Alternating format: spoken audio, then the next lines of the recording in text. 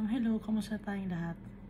I praise the Creator of heaven and earth, the Holy Father, our Father, for He is worthy to be worshipped, He is worthy to be adored, He is worthy to be loved by His creations.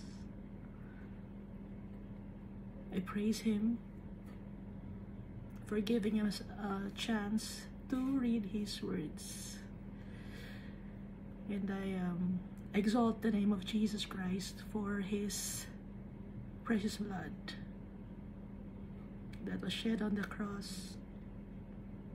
I praise Him for His unselfishness. And I praise Jesus because He's praying for us. Nakalagay, diba? Dito sa John chapter 17. Verse 24, Father, I desire that they also, whom you gave me, may be with me where I am, that they may behold my glory, which you have given me, for you loved me before the foundation of the world. So si Jesus, sinishare niya yung gloriousness niya sa atin. Napakabait ni Jesus Christ, napakabait ng tatay natin. Sino tayo para hindi sumunod sa gusto ng tatay natin? Yung gusto ng tatay natin, yung Almighty Father, it's for our own good. It's not for the Almighty Father. Hindi para sa Kanya. Hindi para kay Jesus, kundi para sa atin. Dahil nasa magandang kalagayan si Almighty Father. Nasa magandang kalagayan si Jesus Christ. Tayo, nasaan tayo? Nandito tayo sa Babylon. At gusto tayong isave ni Almighty Father. Gusto tayong dalhin ni Jesus Christ sa Kanyang kaharian. So, anong gagawin natin? Magpe-pray. Magbabasa ng salita ng tatay natin, ni Almighty Father, at saka ni Jesus Christ. Susundin natin. At magiging remorseful tayo. Hingi natin ng kapatawaran yung ating mga kasalanan. Magpapakumbaba tayo at magkakaroon tayo ng takot sa tatay natin. Dahil kaya tayo nagkakasala, hindi tayo natatakot sa tatay kasi natin eh. Akala kasi natin napakalakas na natin na tao. Tao lang tayo. Ang malakas si Almighty Father. Kaya didikit tayo kay Almighty Father. Didikit tayo kay Jesus Christ.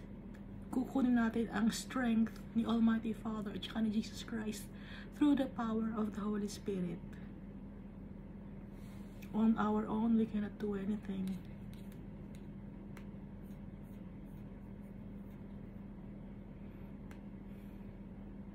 Kaya wala sa atin ang makakapagyabang. Hindi tayo pwedeng maging arrogant or boastful. We are made of flesh and bones. Galing sa putik. Galing sa alikabok. Kaya wag tayong magyayabang. Dahil kung ano man ang achievement natin na nakukuha natin dito sa mundong ito, hanggang dito lang sa mundo na yon, hindi mo yun madadala sa kingdom of the Almighty Father. Kaya in everything and anything that we do, we must acknowledge our Father and Jesus Christ. Always be thankful. So last time we read Jeremiah chapter 31. So dito sa Jeremiah chapter 31, mabasa natin na si Almighty Father, lagi niyang nasa isip ang kanyang mga anak, ang kanyang mga creations. Tayo, lagi nasa isip ni Almighty Father. Inalaw tayo ni Almighty Father tumira dito sa mundo na to. Nagkahiwa-hiwalay tayo. Kumalat tayo. Nandito tayo sa Babylon. Kung saan-saang lugar tayo napunta. Nakaspread tayo all over the earth.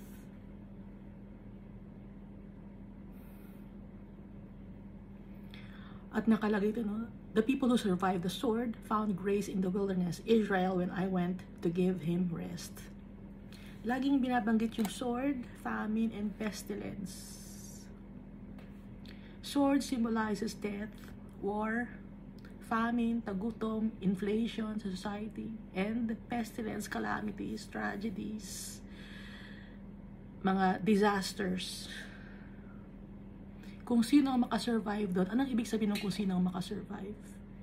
Kahit na naranasan mo yung pain, trials and tribulations na dala ng war or sword, famine, and pestilence, tinatawag pa rin natin si Almighty Father. May tiwala pa rin tayo kay Jesus Christ. Yun ang ibig sabihin na makakapag-endure. Yung makakasurvive. Hindi ka nag-survive dahil nabuhay ka. Dahil kung titingnan natin sa history ng mundo, ang daming mga trials, no, and tribulations na nangyari. War, ang daming dumaan na war. Anong banggitin niyo lahat ng war? Madami, di ba? Maliban pa sa First World War, tsaka Second World War, ano pa doon, mas may una pa doon, yung the Battle of Carthage, mga ganon, hindi ko kabisado.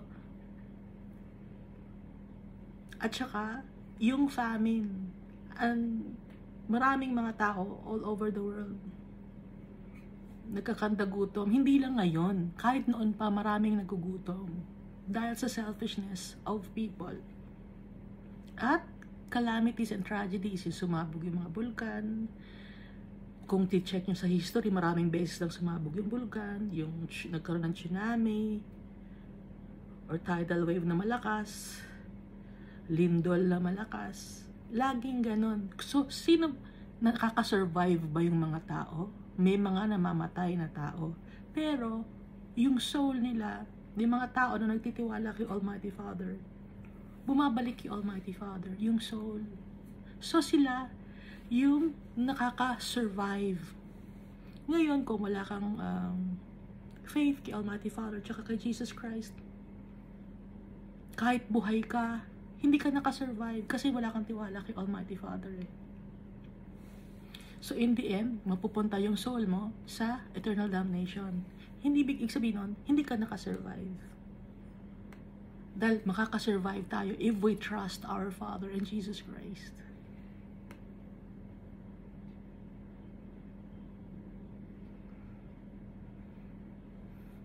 At ang mag-rule si Almighty Father at saka si Jesus.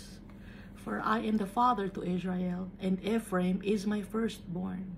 So binabanggit si Ephraim. Pero hindi naman ito si Ephraim na anak ni Joseph, na anak ni Jacob. Ito si Ephraim. Ibig sabihin kasi ng Ephraim ay, ano nga ibig sabihin ng Ephraim? Nalimutan ko na. Fruitful, productive. Si Jesus Christ, siya ang firstborn, siya ang fruitful, siya ang productive.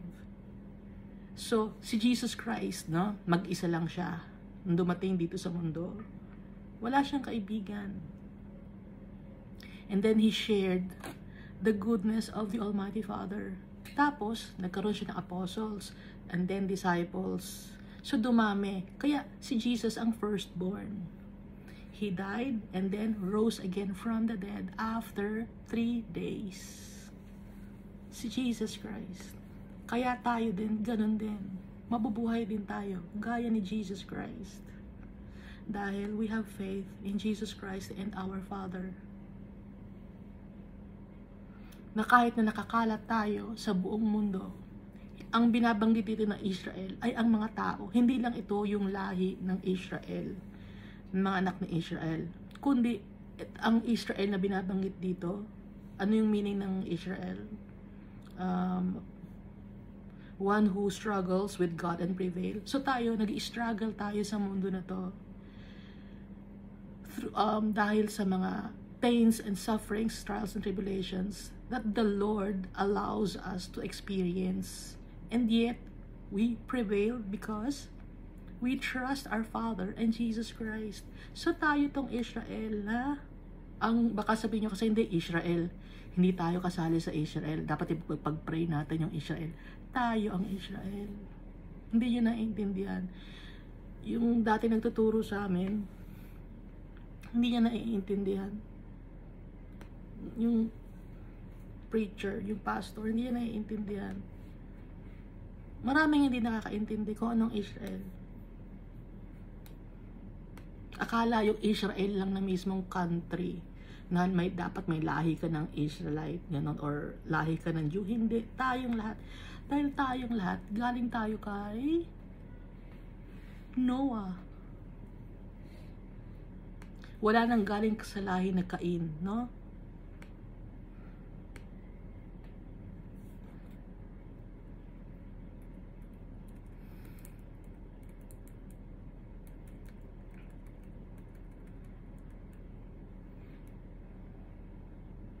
So tayo ay we have been redeemed by our Father.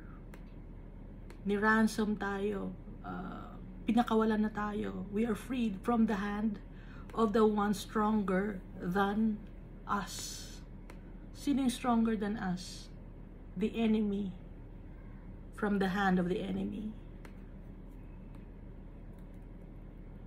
Kaya nagre-rejoice tayo, masaya tayo dahil we have been freed by our Father. And we are the chosen generation, a royal priesthood, a holy nation.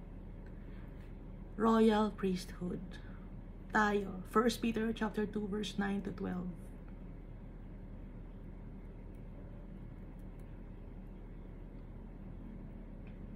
Kaya tayo, hindi tayo dapat na malungkot. Dahil meron tayong future and a hope. Yung mga tao na nagkakasala, pwedeng bumalik kay Almighty Father. Dahil our Father yearns for the people who are stubborn. At surely, papatawaran ni Almighty Father yung mga tao na stubborn.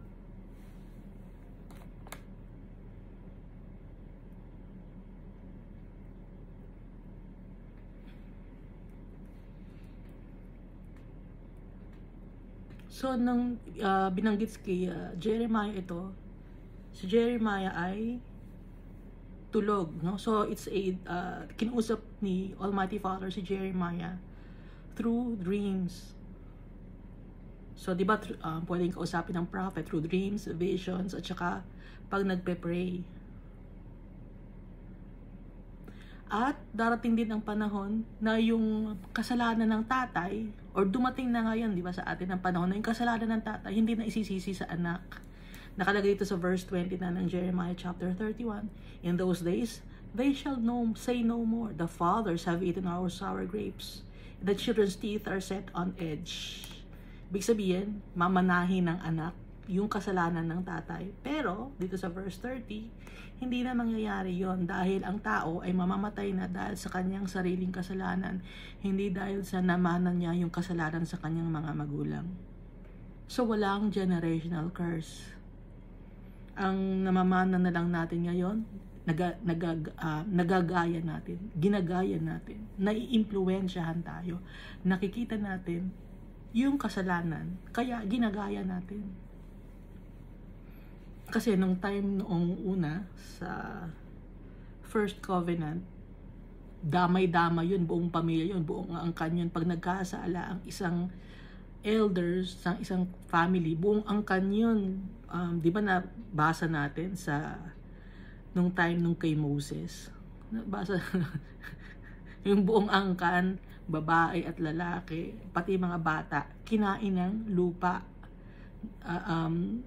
Bumuka yung lupa dahil nagkasala yung isa sa kanila, yung tatay nila. Saan nga ba yun? Bumuka yung lupa, damay-damay lahat. Ngayon, dahil dumating na si Jesus, mamamatay na tayo dahil sa sarili nating kasalanan. Hindi na dahil sa kasalanan ng mga magulang natin. May mga namamana tayong kasalanan, pero dapat itigil natin yon. Dahil kung hindi natin itigil yon, tayo mismo na yung mamamatay sa kasalanan na yun, hindi dahil sa kasalanan ng tatay natin or ng magulang natin or ng mga ninuno natin, no? So, yun ang magkakaroon sa New Covenant. Ang New Covenant ay si Jesus Christ. Kaya nga merong New Testament. Ang New Covenant ay para sa mga House of Israel and the House of Judah, Gentiles and Jews. Na iba na yung covenant dahil hindi tinupad ng mga tao yung first covenant. Kahit provided lahat ni Almighty Father ng pangangailangan ng mga tao, matigas ang ulo, they turned away from the Almighty Father and they worship idols, graven images, and false gods, and did wickedness. Alam ni Almighty Father lahat yun dahil nakikita niya lahat ng kilos at galaw natin at kung ano ang nasa isip natin. So sa New Covenant, ang gagawin ni Almighty Father, hindi na nakasulat sa isang tablet, nakasulat na sa puso at isipan natin. Yung law ni Almighty Father, at magkakaroon tayo ng takot sa Kanya. Siya ang nagbigay ng sun sa atin, no? Ng araw sa umaga, at nagbigay ng moon and stars naman para sa gabi. Ganun ka-powerful si Almighty Father because of His great love for us. Ibinigay sa atin ang sun, stars, and moon. Inuna muna ni Almighty Father yung mga pangangailangan natin bago niya tayo ilagay dito sa mundo na to. Dahil kung i-check niyo sa Book of Genesis na kung paano ginawa ni Almighty Father ang tao at ang mundo, hinuling gawin ni Almighty Father yung tao. Bakit? Para pagdating ng tao, lahat meron na siya. Meron ka ng bahay, meron ka ng mga punong makakain, meron ka ng sa gabi, ilaw, sa umaga may ilaw ka. Ganun kamahal ni Almighty Father ang tao. Pero ang tao, tinitwist nila ang katotohanan. Ginagawa nilang walang kwenta ang tao. Bakit? Ginagawa nilang galing sa hayop ang tao. Nakikita nyo? Yung pagmamahal ni Almighty Father, sobra sa atin, na tayo ang kanyang inheritance, na tayo ang kanyang treasure. Tas tayo mismo, na mga tao, gusto natin na galing tayo sa hayop. Tayo, we were created in God's image and likeness. Pero yung ibang mga tao, gusto nila na galing sila sa hayop. Ulitin ko, no? Bakit? At merong mga tao ngayon na iniisip nila na sila ay gusto nilang maging hayop. Ganon ka-wicked ang mga tao.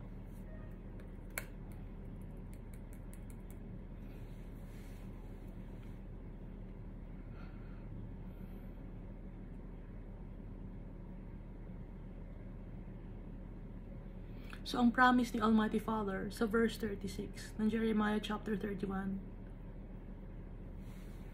kung mga ang ordinansa o ang law or ang covenant ay aalis, kung mawawala yon, pati ang seed of Israel mawawala na rin ng forever. Habang buhay, magwawala. Kung mawala ang law, sabi ni Almighty Father, since hindi mawawala ang law, hindi mawawala tayo. We will live forever kasi hindi mawawala ang law. Naintindihan niyo? Ito ang nakalagay sa verse 36. Verse 37 naman, ganun din. If heaven above can be measured and the foundations of the earth searched out beneath, I will also cast off all the seed of Israel for all that they have done, says the Lord. Kung ang heaven ay kayang i-measure, kung ang pundasyon ng mundo or ng earth ay kayang halungkatin at makita lahat ng kasulok-sulukan ng earth, tatanggalin niya lahat ng mga tao sa mundo. Pero, nangyari ba na ang heaven above na measure ng tao? Nangyari ba na ang pundasyon ng mundo or ng earth ay nahanapan ng kailalim-aliliman? Hindi, di ba? So, hindi mawawala ang mga tao. Pangangako ni Almighty Father yon.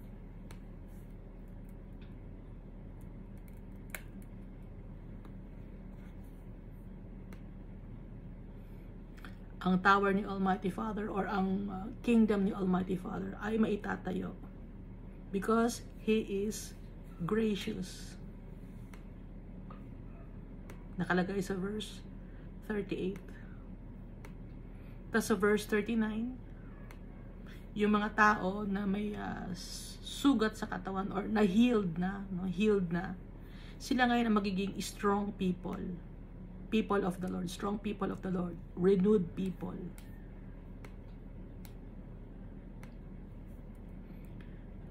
At yung mga dead bodies naman, sa great harvest, yun ang burnt offering. Kaya nakalagay dito, shall be holy to the Lord. Dahil yung mga katawan ay nagsisimbolo ng kasalanan.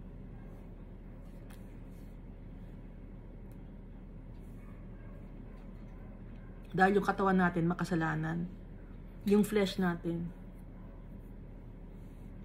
So ang makakapunta sa heaven, hindi yung flesh natin, kundi yung soul natin. Makakapunta sa New Jerusalem ay yung soul natin. Kaya yung sa rapture, wala yon. Dahil yung sa rapture, ang concept nun, buong katawan mo dadalhin sa langit. Hindi ganon.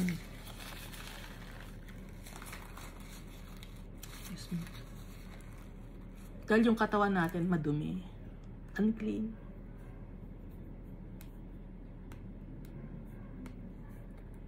Naintindihan niyo na yung concept na yun, na ang may iwan lang yung damit tapos yung katawan nasa heaven. Hindi pwedeng madala yung katawan. Si Jesus lang ang pwedeng madala yung katawan in heaven dahil never nagkasala si Jesus Christ. Holy si Jesus Christ. Tayo yung katawan natin madumi.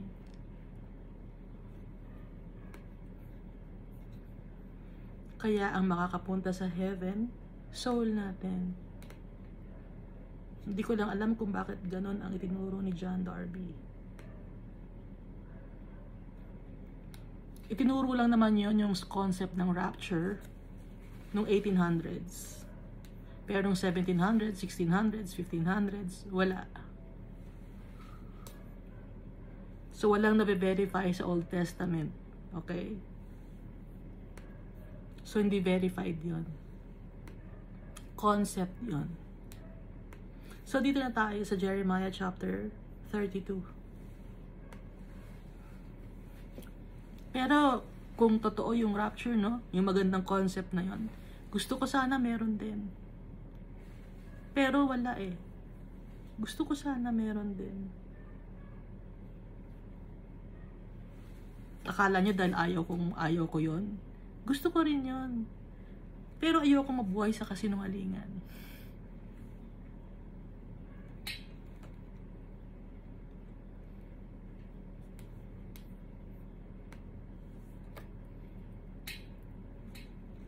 Ang gusto lagi ni Almighty Father, yung totoo. Kaya dapat mabuhay tayo sa katotohanan. Ang katotohanan, si Almighty Father, si Jesus Christ, at ang Holy Spirit. And we must worship our Father in spirit and in truth. Hindi sa kasinungalingan. Kaya kung ano ang sinasabi dito sa Bible, yun ang papaniwalaan natin. Dahil itong Bible ang totoo. Yung customs and traditions, pasa-pasa lang yon. Sinong nanggawa nun? Sino naggawa nun? Ancestors nyo? Maayos pa yung ancestors nyo? Hindi kayo sure, di ba? Pero sino nagsulat ng Bible? Sino author ng Bible? Si Almighty Father.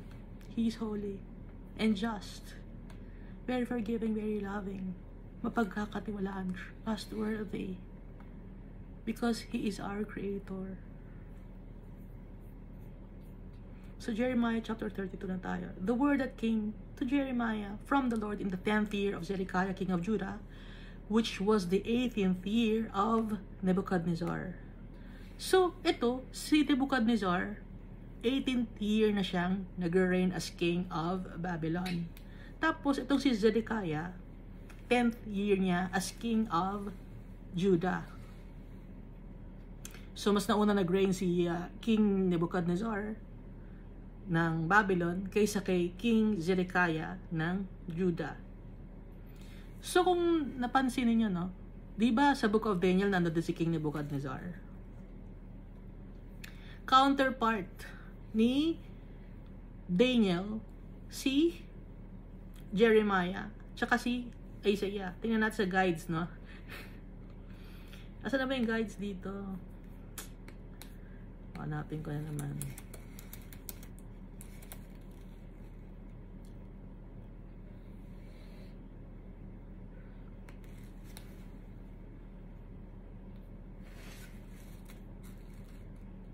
So habang kausap ni Almighty Father si Daniel, kinakausap din niya si Jeremiah.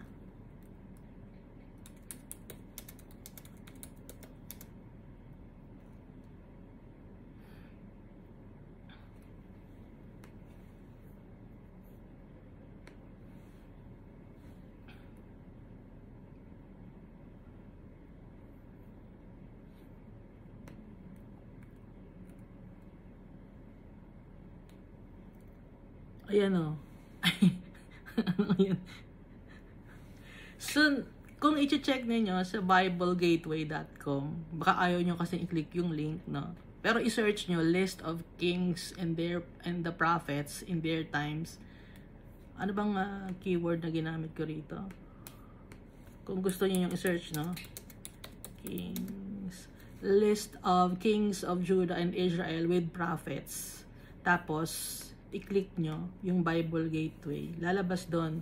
Counterpart ni Jeremiah. Kasi si Jeremiah, banda siya sa Judah. Si Daniel, banda siya sa Israel. So, mas naunang sakupin ang Israel. Kaya si Daniel, banda siya ng Israel. Kaya habang kinakausap ni Almighty Father si Daniel, kausap naman ni Almighty Father din si Jeremiah sa bandang Judah naman. Nakikita ninyo? Makikita niyo dito, no? Sa Israel, ang prophet, si Nahum, and after ni Nahum, si Daniel. Sa Judah naman, after ni Isaiah and Micah, si Habakkuk, Zephaniah, Jeremiah, Ezekiel, tsaka yung Book of Lamentations. Naiintindihan na ninyo. So, kinakausap ni Almighty Father ang magkabila, Judah at Israel.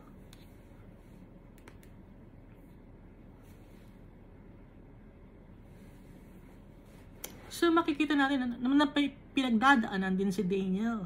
At may pinagdadaanan din si Jeremiah. Pantay-pantay. Hirap si Daniel. Hirap din si Jeremiah.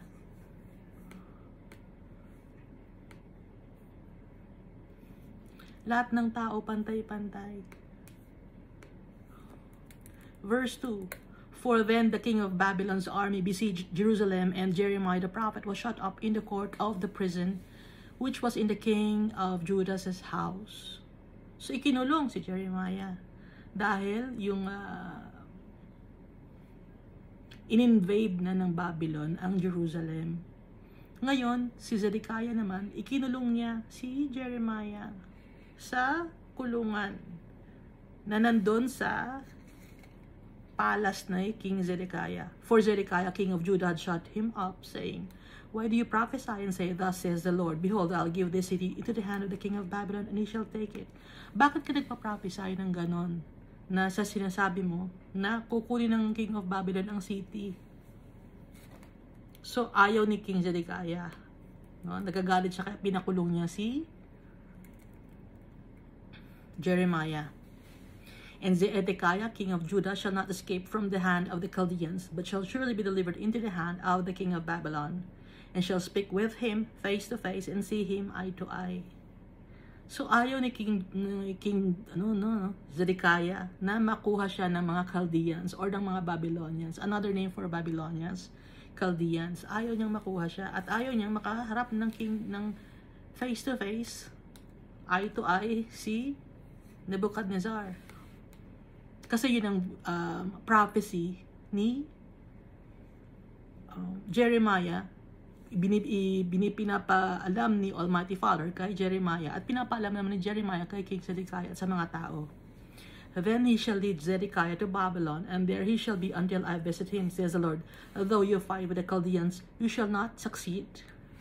Kahit makipag-away ka sa mga Chaldeans, hindi ka mananalo. Sabi ni Almighty Father, no? Sabi ni Almighty Father kay Zedekiah. Dahil si Zedekiah, matigas ang ulo niya. Si Zedekiah rin yung ayaw makinig sa prophecy. Kaya ipinakulong niya si Jeremiah. So verse 6, and Jeremiah said, the word of the Lord came to me, saying, Behold, Hanamel, the son of Shallum, your uncle, will come to you, saying, Buy my field, which is in Anathoth, for the right of redemption is yours to buy it. At dumating din yung word ni Almighty Father na kinausap si Jeremiah. Sinabi na darating yung iyong pinsan si Hanamel, anak ng iyong uncle na si Shallum. Hanamel means the grace that comes from God or gift of God. So darating si Hanamel, yung pinsan mo, sasabihin sa'yo na bilhin mo yung lupa sa Anathoth. May karapatan ka na bilhin yun. Verse 18, Then Hanamel, my uncle's son, came to me. So, nagsalita dito si Jeremiah, sinulat niya sa kanyang book.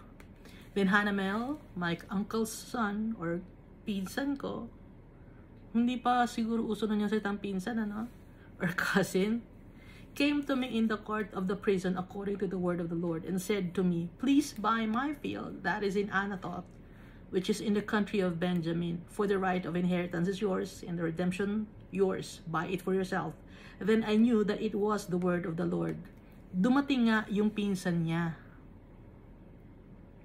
na nakikiusap na bilhin ang lupain sa Anathoth na parte ng Benjamin. Alam niyo, di ba, yung Israel kasi, hinati-hati yon. May part ang Judah, may part ang Benjamin, may part si pa ba yung mga anak? Si Zebulun, may part basta yung 12, no? May part si Manasseh. Yun.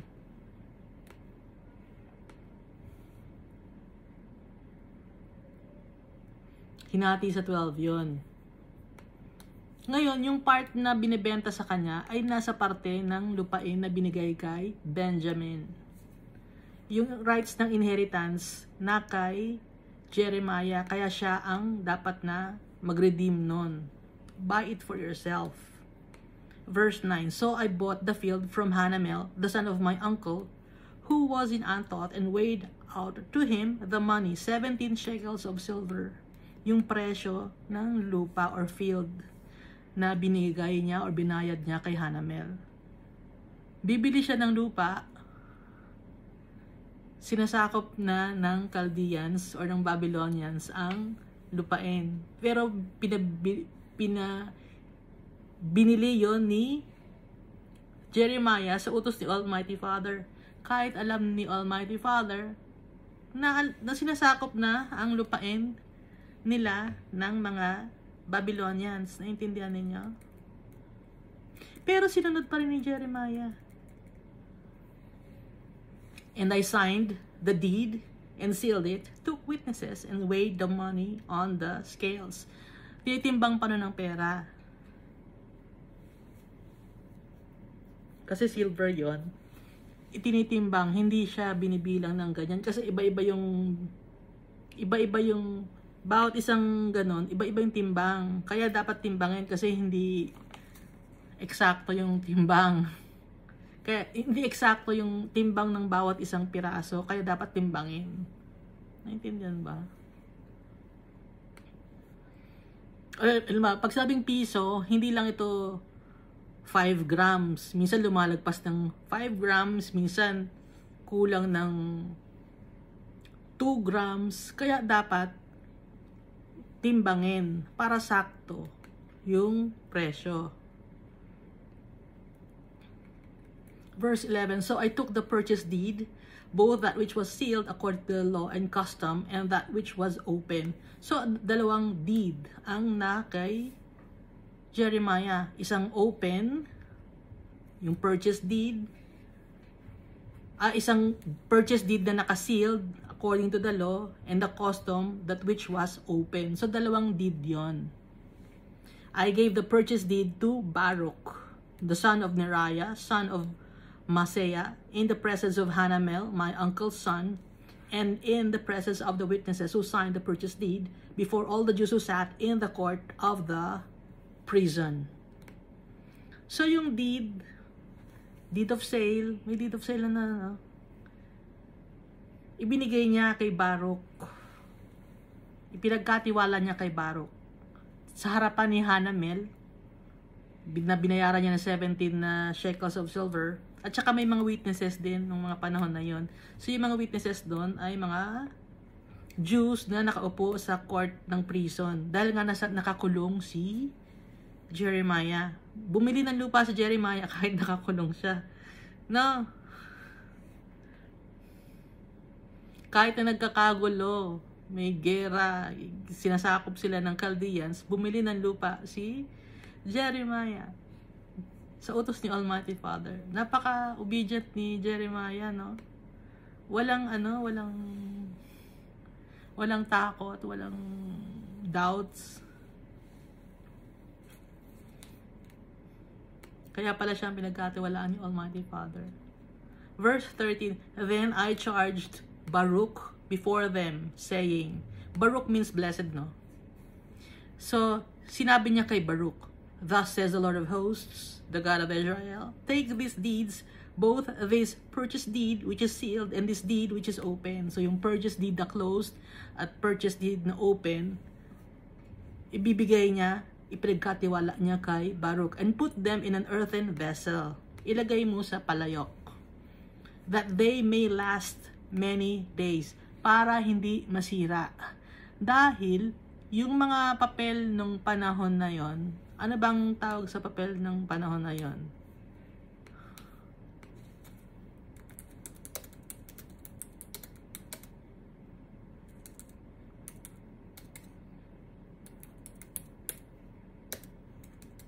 Hindi ko alam ang tawag. Hindi naman papyrus kasi sa Egypt ang papyrus, di ba?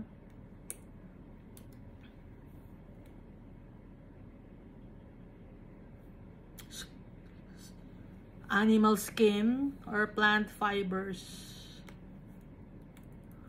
Pero yung papyrus galing sa Egypt yon. So para tumagal, no? Ipinalalagay ni Jeremiah sa palayok. So it's either plant fibers or animal skins ang ginamit. Para nga tumagal. Para hindi mabulok. Ibig sabihin, nandun lang sa palayok yon. Na pinatago niya. For thus says the Lord of hosts, the God of Israel, houses and fields and vineyards shall be possessed again in this land. Inutos ni Almighty Father yon kay Jeremiah. Hindi dahil si Jeremiah ay titira dun sa lugar na sa may Anatot, sa may country ng Benjamin, ano? Kundi pinabili yun ni Almighty Father as a symbol for the people na ang lugar na sinakop ng Babylonians ay maibabalik sa mga tao. Yun ang ibig sabihin nun. Kaya hinayaan ni Almighty Father na gumastos si Jeremiah ng 17 shekels of silver, bili ng lupain,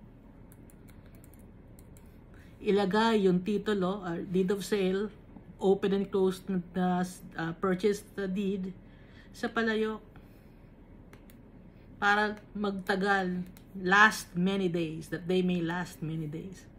Yun ang ibig sabihin nun.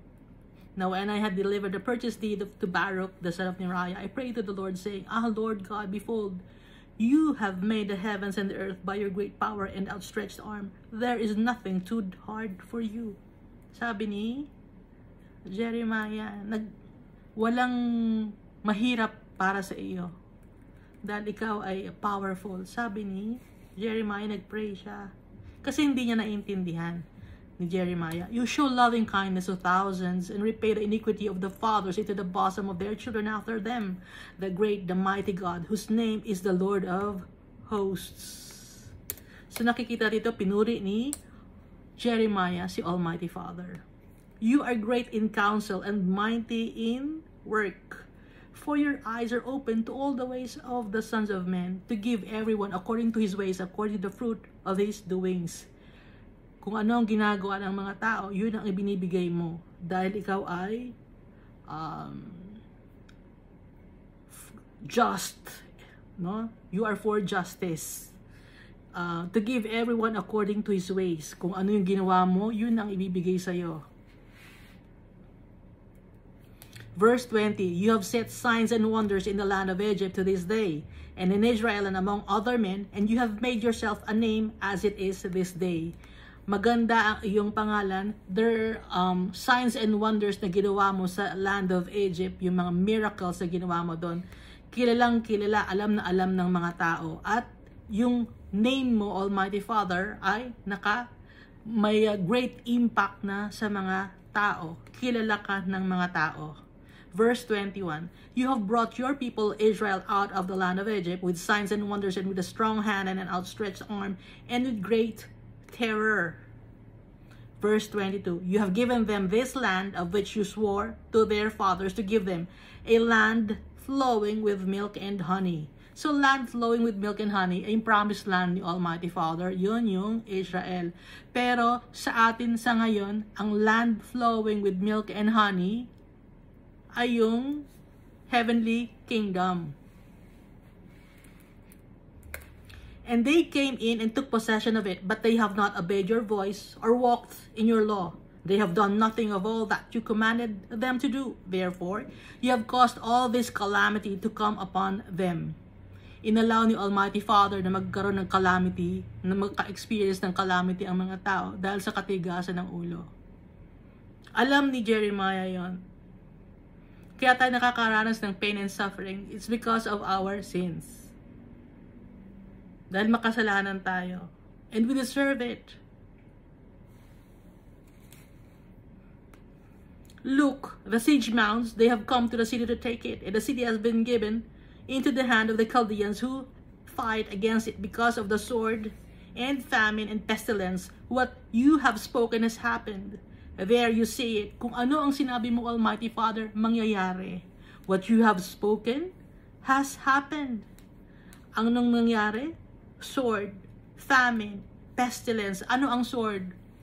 Walang katapusang war. Nakikita niya ba natapos ang war sa mundo? Hindi, di ba? Makipagpunta ka lang sa labas ng kalye, may war na, away na, gulo na, famine. Ang daming nagugutom. Noon pa man, marami nang nagugutom. Hindi na natapos yung mga taong nagugutom. Dahil sa kaswapangan ng mga tao. Dahil sa inflation, pestilence, tragedies, mga pananim, no? Na nasira ng bagyo, pestilence yon. Yung baha, pestilence yon. Because of the wickedness of the people. And you have said to me, O Lord God, buy the field for money and take witnesses. Yet the city have been given into the hand of the Chaldeans. Ngayon sabi ni Jeremiah, pero sabi mo, bumili ako ng lupa, buy the field for money, and take witnesses. Kumuha ako ng witness na bumili ako ng lupa. Binili ko yung lupa sa Anathoth, sa country ng Benjamin. Pero yung city mismo, sinasakop na ng mga Chaldeans. Pero bumili ako ng lupa. Pero sinunod ni Jeremiah. So hindi niya naiintindihan yon. Ang ginawa lang ni Jeremiah, sumunod lang siya muna. So tayo, ano ang gagawin natin? Sunod lang muna tayo sa sinasabi ni Almighty Father at maiintindihan natin. Sundin muna natin yung ipinagagawa sa atin ni Almighty Father kahit hindi natin naiintindihan.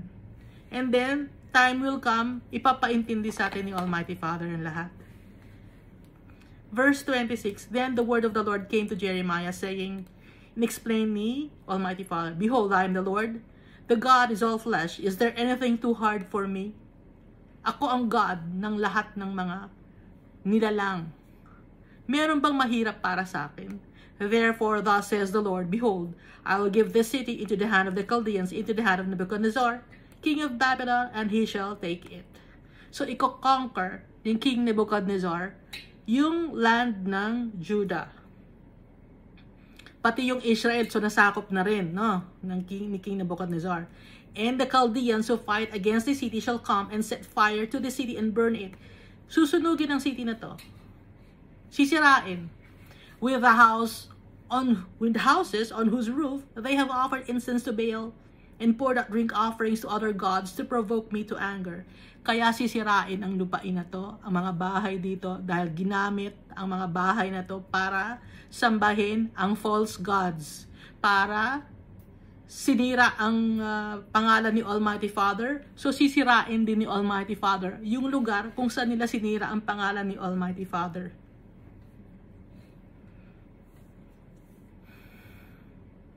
Ginalit nila si Almighty Father sa pagsasamba ng mga graven images, pagsasamba ng mga false gods.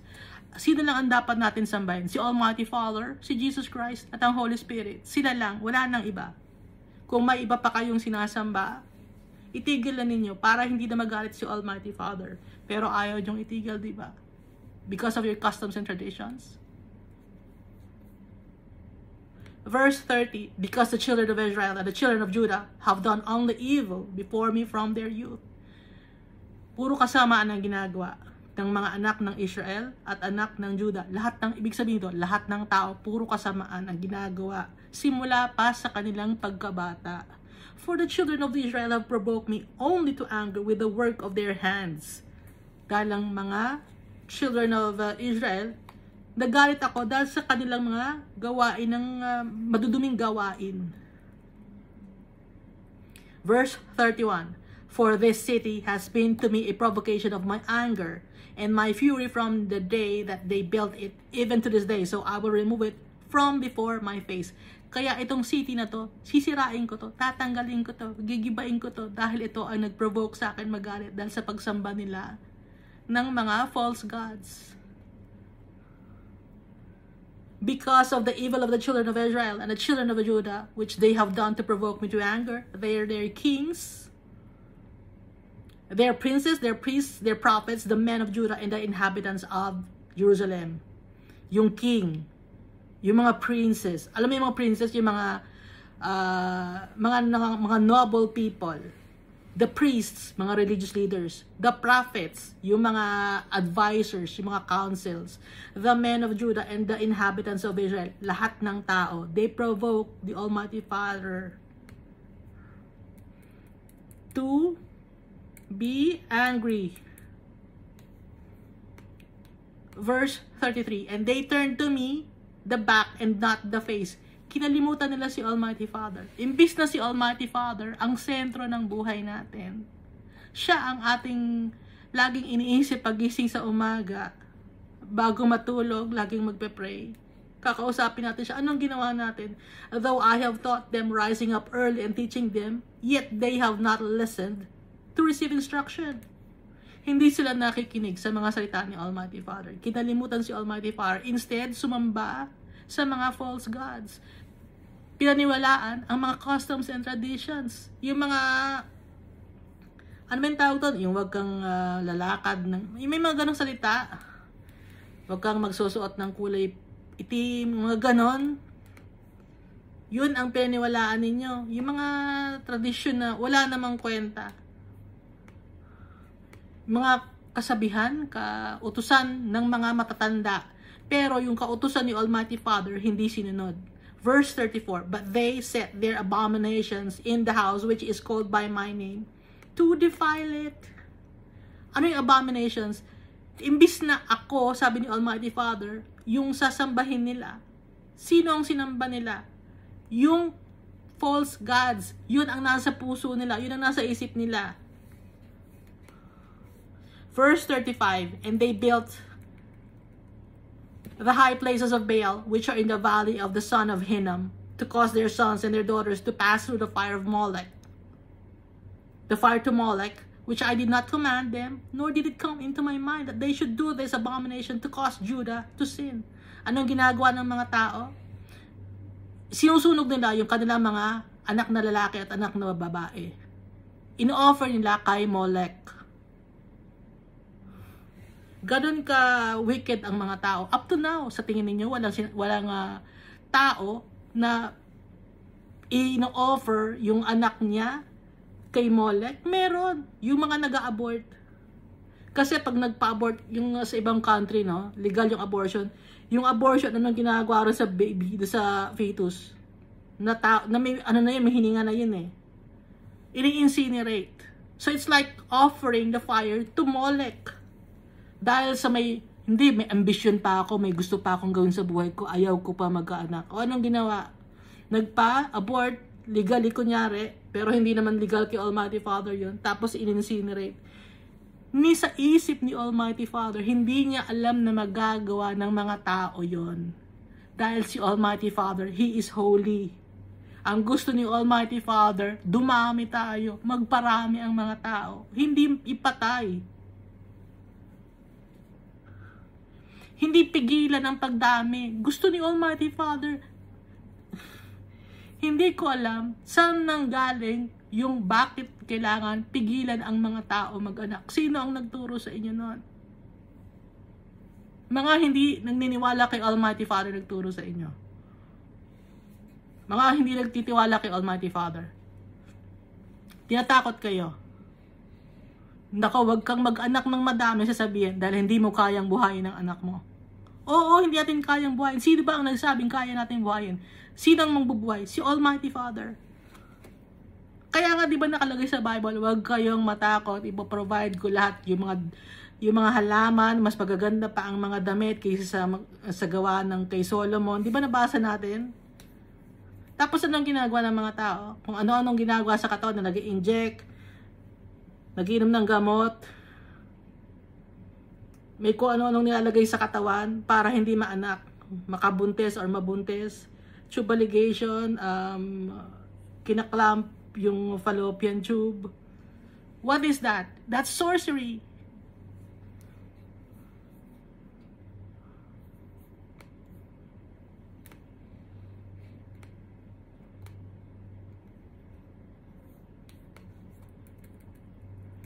Verse 36, now therefore thus says the Lord, the God of Israel, concerning this city of which you say, it shall be delivered into the hand of the king of Babylon by the sword, by the famine, and by the pestilence.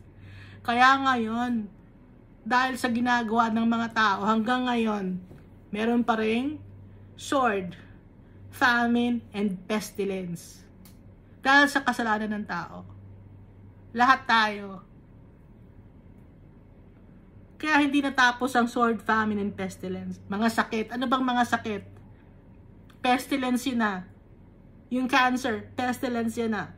Yung diabetes, pestilence yan na. Famine, yung mga inflation sa society. Yung mga greediness, pestilence yan. Yung sword, away.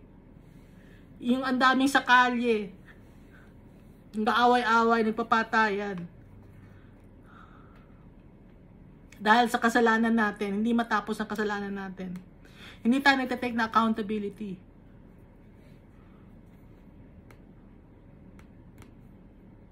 Akala natin wala tayong kasalanan pero meron. Verse 37, behold, I will gather them out of all countries where I have driven them in my anger, in my fury, and in my great wrath. I will bring them back to this place. I will cause them to dwell safely. Ibabalik ko sila sa lugar ng promised land, sabi ni Almighty Father. Ipapabalikin ko sila sa lugar kung saan ko sila itinapon. Itinapon tayo sa kung saang lugar, hiwa-hiwalay tayo. Pero igagather tayo ulit ni Almighty Father. Dahil may awa sa atin si Almighty Father, dahil mahal niya tayo, bakit niya tayo gagather kung pinagkalat niya tayo? Ikinalat tayo ni Almighty Father para matuto tayo. Para magsisi tayo sa kasalanan natin, para makilala natin na siya ang Diyos. They shall be my people, and I will be their God. Then I will give them one heart and one way, that they may fear me forever, for the good of them and their children after them. Sino yung one heart and one way? So isa lang ang one heart and one way. Is Jesus Christ. He is the way, the truth, and the life. John chapter 14 verse 6. Jesus said to him, I am the way, the truth, and the life. No one comes to the Father except through me. Si Jesus lang ang way. Siya ang ibinigay sa atin na way para katakutan natin sa Almighty Father forever dahil may judgment day. For the good of them and their children after them. Para sa ikabubuti natin. For I will make an everlasting covenant with them, that I will not turn away from doing them good, but I will put my fear in their hearts, so that they will not depart from me. Ilalagay ko sa kanila ang takot sa puso nila, para hindi sila umalis sa akin. Sabi ni Almighty Father. Dahil tayo, wala tayong takot eh. Puro tayong kasalanan. Kaya nilagay ni Almighty Father yung takot sa puso natin. Para lalo tayong lumapit sa tatay natin. Para malaman natin na kung wala ang tatay natin, wala tayo. Yung everlasting covenant na binigay ni Almighty Father sa atin, si Jesus Christ. Na kung sino ang magtitiwala kay Jesus Christ, pagkakaroon ng everlasting life. Nakasulat sa John 3:16. Dahil yun sa pagmamahal ni Almighty Father sa atin. Alam, kabisado niyo yung John 3:16, ano? Verse 41, yes, I will rejoice over them to do them good, and I will assuredly plant them in this land, and with all my heart and with all my soul. For thus says the Lord, just as I brought all this great calamity on this people, so I'll bring on them all the good that I have promised them.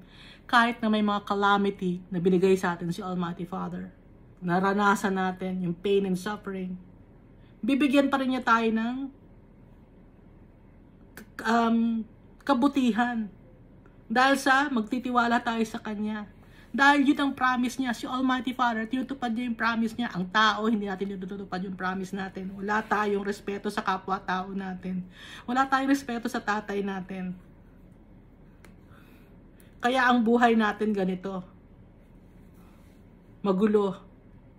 Nakatira tayo sa magulong mundo. Verse 43. And fields will be bought in this land of which you say, it is desolate without man or beast. It has been given into the hand of the Chaldeans. Men will buy fields for money, sign deeds, and seal them, and take witnesses in the land of Benjamin, in the places around Jerusalem, in the cities of Judah, in the cities of the mountains, in the cities of the lowland, and in the cities of the south, for I will cause their captives to return, says the Lord. Babalik tayo kay Almighty Father. So yung field, it symbolizes yung promise ni Almighty Father, yung land na kahanda na for us. Babalik na lang tayo doon. Kaya nga, pinabili kay Jeremiah yung land, it symbolizes na yung land naka-reserve na for us. Nakahanda na yung land, ititipunin na lang tayo ni Almighty Father. Inaantay na lang ang iba pang mga fellow Christians natin, mga nagtitiwala kay Almighty Father. Dahil ang promise ni Almighty Father, hindi nababali yon. Pag nag-promise si Almighty Father, sinusunod niya yon. Ginagawa ni Almighty Father yung kanyang salita. Dahil He's faithful to Himself. Hindi niya madedenay yung sarili niya because our Father is good. He is holy. He is just. Yun ang kanyang nature. Hindi niya madedenay yung kanyang nature, na loving nature ni Almighty, yung kanyang loving nature. Father nature, na provider. That is our Father. And so, ang kailangan lang natin, magtiwala sa tatay natin, sundin natin yung gusto ng tatay natin, at saka natin maiintindihan ngayon. Pag sinunod natin, na-explain sa atin ng tatay natin, gagaya ng ginawa ni Jeremiah, sinunod mo na nga si Almighty Father, and then saka siya nagtanong, ano po ba, hindi ko naiintindihan, in-explain sa kanya ni Almighty Father. So tayo, ganun din, susundin natin yung tatay natin, kahit hindi natin naiintindihan. Para hindi tayo mapahamak, para hindi maging magulo ang buhay natin, para magkaroon tayo ng eternal life, para makapunta tayo sa land flowing with milk and honey. San ba yun? New Jerusalem. For now, titipunin muna ang mga souls in heaven. After in heaven, pag natipon na lahat ng souls in heaven, dadalhin na sa New Jerusalem. Na yung New Jerusalem, ito yung nagsisimbolize ng land. Binili na ni Almighty Father, naka-reserve na. Although kanya yung lupa, binili pa rin niya. Na nagsisimbolize na naka-reserve na, andito na. Kayo na lang ang iniintay. Tayo na lang ang iniintay ni Almighty Father. Kahit na nagkahiwa-hiwalay tayo, ibabalik tayo ni Almighty Father sa kanyang promised land. Kaya magtiwala tayo sa tatay natin dahil yon sa kanyang pagmamahal. Thank you, and God loves us all so much.